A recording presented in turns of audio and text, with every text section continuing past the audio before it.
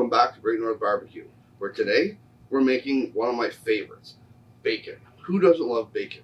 Well, getting it off the shelf, it's a little on the expensive side, but more so you don't know what's in it. A lot of people talk about nitrates. They're not as bad as you think, and we do use nitrates to make our own bacon, but we can flavor it however we want. My personal favorite, Blantons, whiskey, and maple. Two that just go together like nobody's business. You can't get more Canadian than that. So our basic cure recipe is very simple. Salt, brown sugar, black pepper, lots of black pepper because I love it, and a little bit of curing salt. That's pink salt number 1. This is not your regular salt. Don't confuse it with Himalayan pink salt. It's not the same thing. This is for curing whole muscle meats only. There's a very specific recipe for this, and I'll have it in the comments below. You want to get this for yourself, you want to start curing your own meats, it's available. Again, I'll have the link below, and you can go and buy this for yourself. But one of these, this has lasted me 3 years, and as you can see, I've barely used any. It's used very, very sparingly. Make sure you get the calculation right, and you never go wrong. So, back to business. This is a pork belly from Costco. Doesn't cost very much because it's just a raw pork belly. You can do all sorts of things with this. We'll get into other videos. Burnt ends, bacon. There's all sorts of different Korean things you can get into with Korean barbecue. A lot of places love pork belly because it's such a great flavor. So, doing it for our purposes though, go to the fat side. Now this has already been trimmed down. I don't know how well you can see that. We'll try and zoom in. But you get the different layering of the meat, and the top layer of fat is not that thick. It's maybe a 1/4 inch at best, so we're going to leave it there. All I'm going to do is score the meat. The reason why I'm doing this is I want the flavor that I'm putting on here to sink into this meat as far as possible without making my slicing later on a pain in the backside.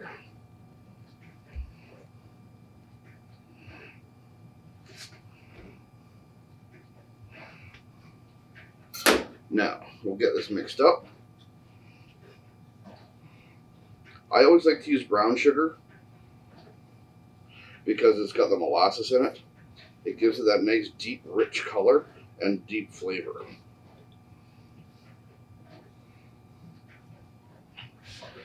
So this curing mix is going to go on. And the way I do it for convenience in my house here is I vacuum seal it. The same thing we do with Montreal smoked meat. It cuts the curing process down, same as if you're doing marinating. That way you can get on the smoker faster, and it gets in your belly faster. Now that that's mixed up, get a nice coating on there. Don't need it too thick, but you don't want it too small either. You want to make sure that that's over the entire surface, to give that pink salt a chance to really sink in. Now, actually, this is a great spot to show you. Sometimes pork belly has inclusions like this. Now, obviously, I can't slice into that nice and neat for bacon, so those are going to be nice big chunks that we can fry up when this is all done, and have bacon chunks or bacon bits if you want to make them. Just great to be able to make your own things at home versus buying them. The price difference is going to be astronomical. We'll go through the math when it's all over to see how much this is reduced down. So we'll weigh it and see how much it'll be for this cost per pound versus buying bacon already done per pound. Now, we bought this one at Costco. You can get from your local butcher or whatever, wherever you get your meats from. But we'll do a comparison from this bacon that we're making and the Costco bacon that's sold, because it is a good price. I mean, Costco does have a good value for pretty much everything. And that way we're not comparing apples to oranges.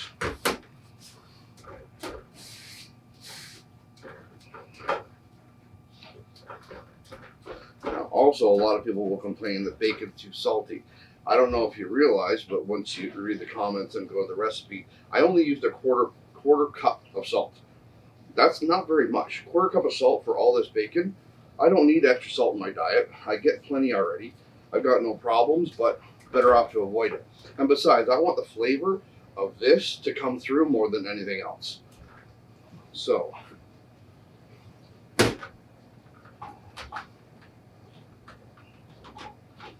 try and get the stopper off there. There we go. Oh, that is a good smell. You're gonna notice we're not using a great deal. This is not something you want excess of. You're not trying to wash off the rub. You're just trying to add to it. You can see it spreads out really quickly, really easily. Incorporates with the rub. Oh, you don't have any idea how hard it is not to just take a finger or two, swig out of that. Oh, it smells so good. Now here, I want to spread it out. Try and get all those little cracks open that we made. I think in total, when everything's said and done here, we might use a full ounce. I highly doubt it, but we'll see. Oh, already that smell is just incredible. Now I don't put the maple syrup on yet, not until we get it in the bag. Once it's in the bag, then I'll pour the maple syrup in and we'll seal it up with the vacuum sealer. Once that's sealed in there nice and good, it's going to go in my dedicated cooler. I recommend putting it in your fridge. It doesn't need to have air circulating around it the way that you normally would, so you don't have to flip it every half a day or so like most things that are air drying or air curing.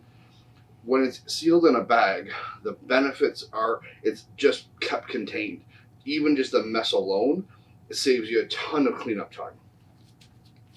So now that this is all done on this aspect, I'll clean this up and we'll get ready to do the vacuum sealing. Okay, we're back.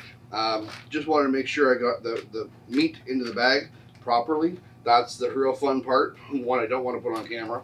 As you can see though, I double seal the bottom of the bag, and that's just redundancy. Same thing I'm going to do at the top. Have that double seal, just make sure that it's going to stay sealed even when you put it in the fridge. I've had a few come off on me. I'm not sure if I'm going to need a better machine. This one is a little old. It's just a food saver. I think I purchased it at Costco. Definitely not for commercial use, but it does work very well for my use so far. So, just a recap, we're doing Blantons, maple, bacon, right from scratch, pork belly, right from Costco. Now that it's in the bag, put in a little bit of maple syrup.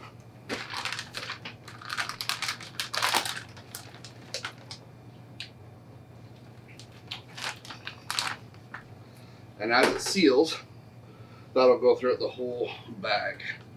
Now, you may notice, I usually don't have cleaning up stuff here, but for this purpose, you're going to want to clean the inside of the bag.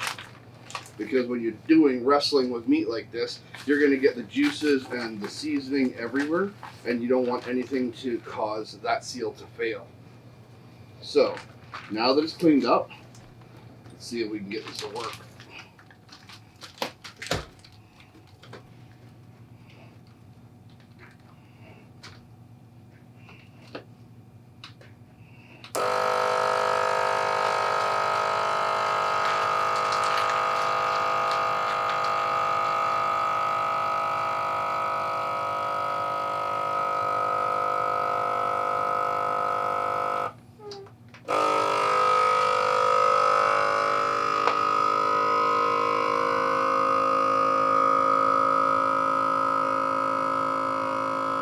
So I put it on the marinade setting first to get most of the air out, and then I flip it over to the moist setting, back and seal, and that's where it ramps right up and seals.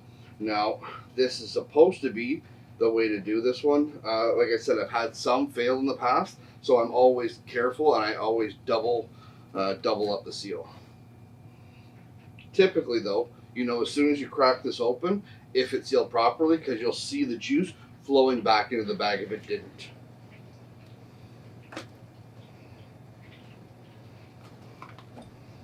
so far so good. So let's do a double one on there just for safety.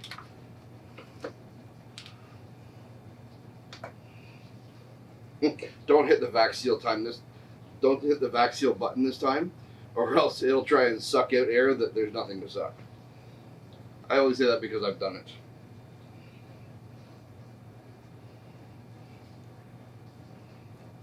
And that's it. So this is going to sit in the fridge for about a week. I am going to flip it occasionally just to see how it's doing. You're going to notice more water building up around the outside as it's drawn out of the pork belly. Once that's done, we're going to put it on the smoker, 150, and we're going to keep it going all day long just to try and get it to reduce down, similar to a jerky process, but not so far. So as soon as this reaches 150 degrees internal, and you'll know when the probe just slides in like butter, that's when you know it's done. Chill it again, then we can put it on the slicer and make some bacon. Okay, so here's our pork belly, and as you can already see, the color's changed. All the juice has been contained in here, so it's been doing exactly what we want it to do. Now, time to cut it open.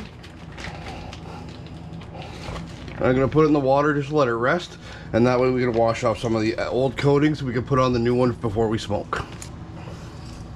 Just letting this sit in the water, it draws out some of the nitrates, and that way you get a better quality finished product. Okay, so this has been soaking for about an hour. We've rinsed it off with cold water. I put it back in the steamer tray, but I also put a drying rack underneath. That way it's held up off the surface. You want to develop a little bit of a pellicle around the outside. So I got my dry mix here of 2 parts brown sugar, 1 part thick, coarse black pepper,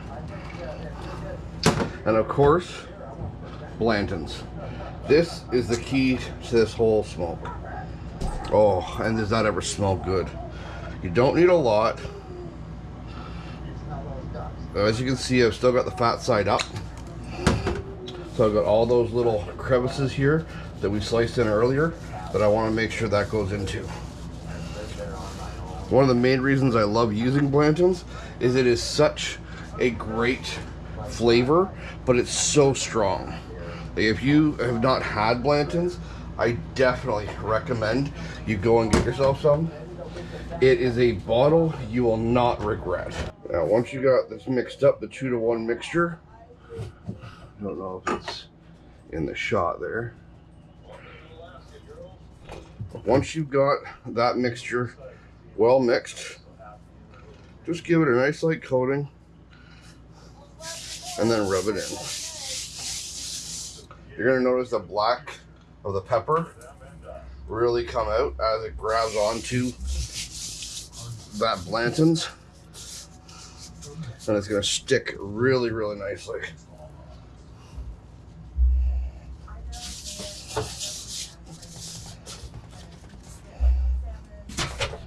Give it a flip.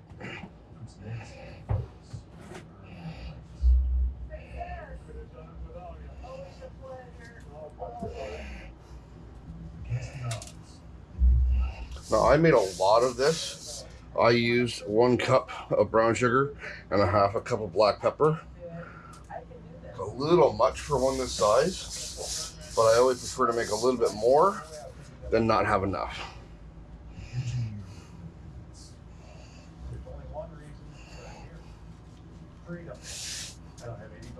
This is also going to aid, just like in briskets or any kind of smoking, this is going to aid in a nice bark around it.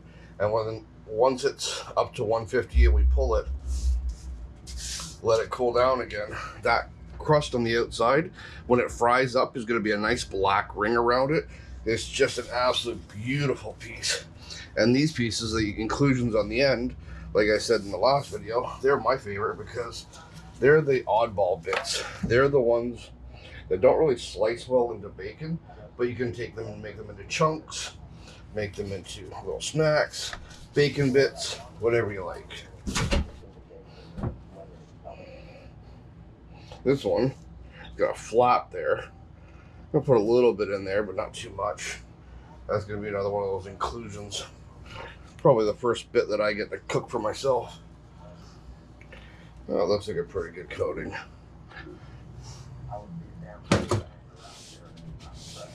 Not too thick. I can still see the fat through it. So I'm gonna let that sit and rest for a little while. Make sure that it dries out as much as possible. I've got a fan going in the background. And then once I put it on the smoker, I am gonna put it fat side up, but not for the same reason. I'm not expecting this to render because it's only getting up to 150 degrees. I just want to make sure that the smoke is getting all the way through and it's getting a lot of surface area to stick to. The fat on top, I'm going to probably flip it halfway through. One thing I've noticed with my smoker is I've got a hot spot on the one side. So often I'll rotate and then flip throughout the cook. That way I just get a nice even coating. One thing you'll notice is when you have your temperature probe, you're going to probe different areas of the meat to make sure you're getting up to 150 degrees. But when you put the probe in, you won't need to know the number on the probe because you'll feel it. That resistance almost disappears as soon as you get to 150 degrees with pork belly. It goes in just like a hot knife into butter. You feel barely any resistance at all. Anyways, we'll come back when I'm putting this on the smoker and we'll get a look from there. Okay. Only in Canada, you have to shovel off your smoker.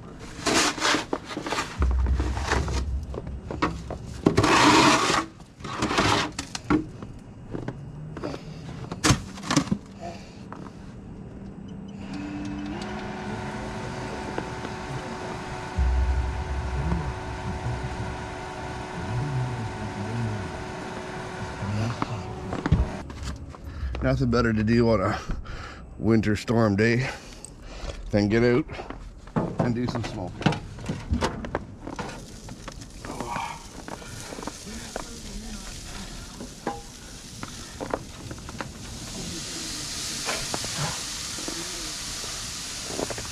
Just like I said, fat side up. Been sitting there, it's got a little bit of a pellicle on it. So let's get it in there to smoke away for the next few hours and we'll see how she goes. Hey, welcome back. Now we're gonna recap what we've done today, actually over the last 3 days. This has been a pork belly, started off with about 8 pounds, and what we did was we cured our own bacon. So first thing, we started with the 8-pound pork belly, slice it diagonal on either side, making an X pattern to let everything really sink in for the cure. For that cure, we used a splash of Blantons bourbon, give it that really nice, deep, and really strong bourbon flavor with a touch of maple. The dry rub is 1/4 cup kosher salt, 1/4 cup of brown sugar, and 1/4 cup of black pepper. Now those three mixed together go on here with 1 tablespoon of pink curing salt. That's #1 prog powder. Don't ever get that mixed up with Himalayan. Mix it up really well, put it on both sides of the bacon, and let it cure in the fridge for about a week.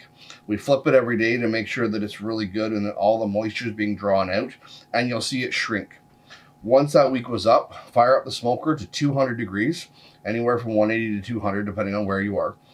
Put it on the smoker. I use an apple wood for this, just because I like the milder flavors. Sometimes I will use oak or mesquite if I want a stronger flavor, but not for this one. I was focusing on the Blantons bourbon flavor coming through. Once we reach an internal temperature of 150 degrees and probe tender, which means when you have your temperature probe, you can feel the difference. When you do it too early, you have to force it in. When you're going in, it's 150 degrees, it slides in just like butter. Pull it off, let it rest at room temperature or bring it down to room temperature, and then put it in the fridge to firm it up a bit. That way it's easier to go on the slicer. So, speaking of slicing, let's see how we did.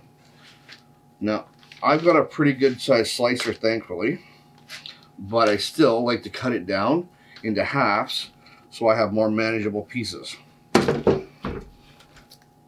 So, one more slice. That's beautiful.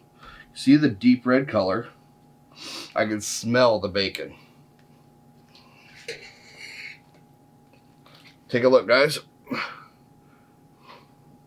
Absolute beauty. And then when you cook it in the fry pan, which what we'll do in a minute, you'll see that the outside ring browns up really nicely and gives a beautiful flavor. Let's slice it up.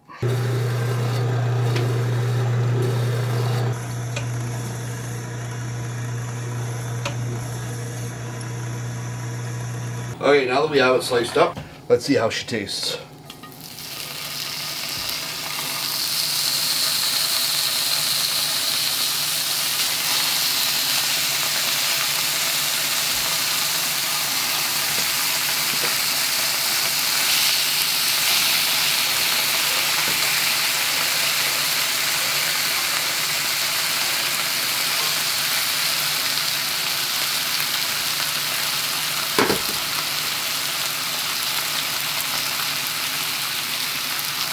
Oh, that smell is nothing like that. Saturday morning smell of bacon cooking, the best.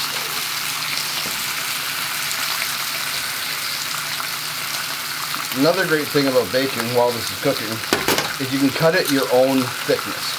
Now, I like mine a little thicker than what you get in the store, so I use setting 15 on my machine, and I get this nice kind of medium. I can do it thicker, and I have done it thicker lots of times, but it doesn't, I don't know, sometimes it's a little too meaty. So this time I went a little lighter on this, that way you get more slices out of it as well. Now I don't know how well the camera can see this, but see these little polyps here? It's not shriveling up the same way that store bacon is. Because it's in a dry brine, not a wet brine, there's a big difference in what you get. You're not paying for water weight.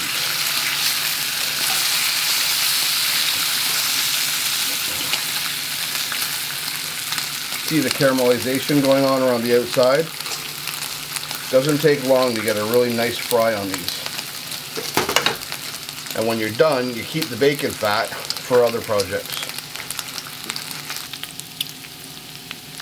Look at that gorgeous bacon.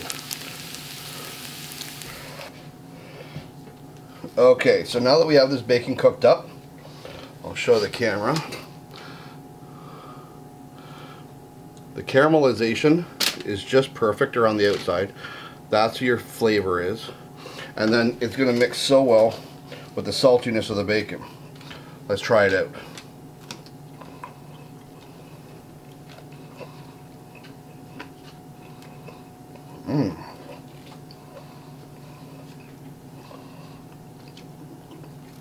That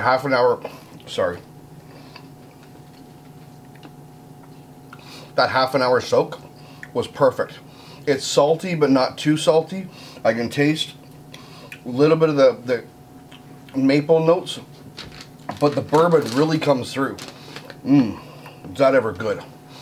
You try this, put that on whether it's your morning breakfast or a tomato bacon sandwich, you'll be impressed. Alright, thanks guys for joining us for this bacon cook. This has been amazing. I'm going to package some of this up, but I'm going to get to work on eating it first. If you liked what you saw today and you want to see more, don't forget to like, comment, and subscribe. Smash that bell for our next video, which is a big surprise. You'll love it. Don't forget, where there's smoke, there's food.